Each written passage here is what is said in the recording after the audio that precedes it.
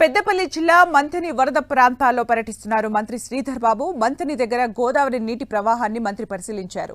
విపత్తును ఎదుర్కోవడానికి తమ ప్రభుత్వ యంత్రాంగం అన్ని విధాలుగా సిద్ధంగా ఉందన్నారు. భారీ వర్షాల నేపథ్యంలో ప్రజలంతా అప్రమత్తంగా ఉండాలని సూచించారు. ఎలాంటి ఆస్తి ప్రాణ నష్టం కలగకుండా అధికారులు చర్యలు చేపట్టాలని ఆదేశించారు.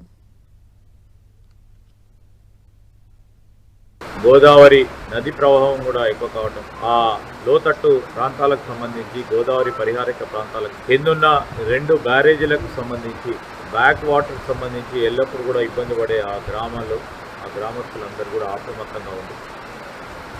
మరి ముందు జాగ్రత్త చర్యలు తీసుకునే కార్యక్రమం భాగంలో మా అధికారులందరూ కూడా దేశస్థాయిలో స్థాయిలో పనిచేస్తూ ఉన్నారు. వారికి కూడా సహకరించి మనం ఈ విపత్తును ఏ విధంగా ఎదుర్కోవాలని ఆలోచన చేస్తూ ఉన్న సందర్భంలో మీరందరూ కూడా మనం అందరం కూడా తప్పకుండా ఈ విపత్తును ఎదుర్కొందాం.